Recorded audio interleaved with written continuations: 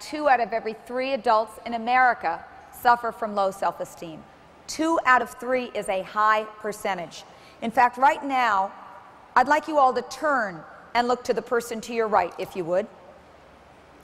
And turn and look to the person to your left.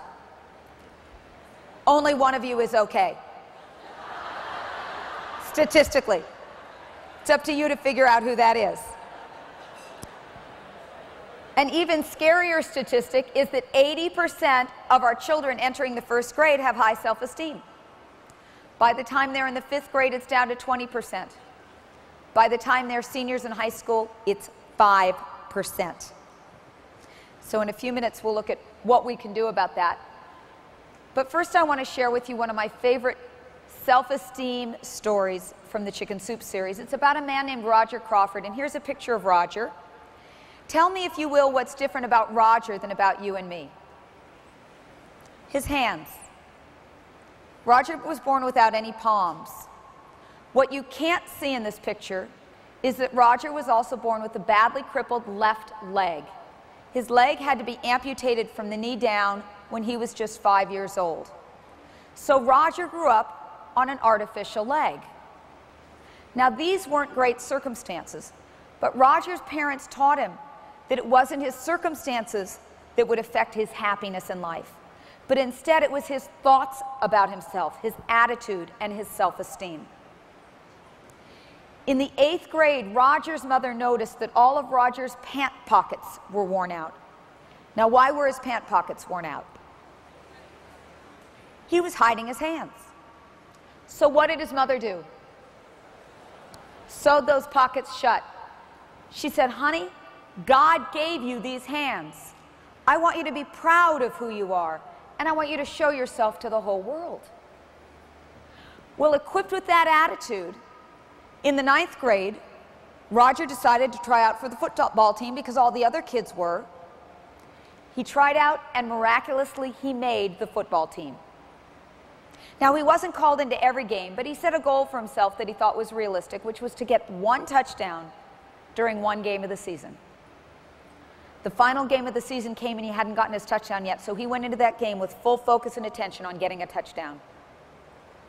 Halfway through the game, the quarterback sent the ball flying accidentally in Roger's direction. But Roger seized the opportunity, ran as fast as he could after the ball, put out his arms, caught the ball, and continued running so fast that he made it to his 9-yard line before one of his opponents caught up with him. Unfortunately, at the 9-yard line, his opponent caught up with him by doing what's called a shoestring tackle, which is when your opponent dives and grabs you by the ankle. In this case, his left ankle, the ankle of his artificial leg. This is how Roger tells the story. He says, "I pulled, he pulled, I pulled, he pulled, I pulled, he pulled, I won. There he stood with my leg in his hand." He said, "But there I stood with the football still in my arms on 1 leg. Now what did I have to do to get a touchdown? Hop my way across the other 9 yards, that's what I did. The referee went like that, touchdown, and I got that touchdown I so yearned for." He said, but better than those 6 points was turning around and looking at the guy's expression who was standing in the field holding his leg.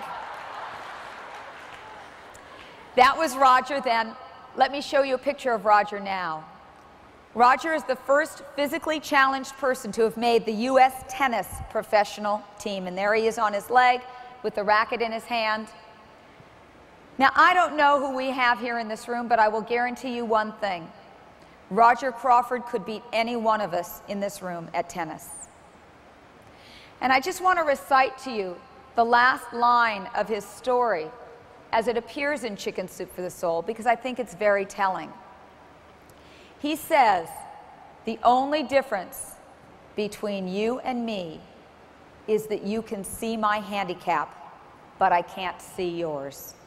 We all have them." He said, "When people ask me how I've been able to overcome my handicap, I tell them that I haven't overcome anything. I've simply learned the things in life I can't do. Things like play the piano or eat food with chopsticks." He says, but more important, I've learned what I can do. And I do that with all my heart and all my soul. And I think, wow, here's a guy who's got apparently less going for him than many of us, but he's living his life with all his heart and all his soul. If he can, so can we.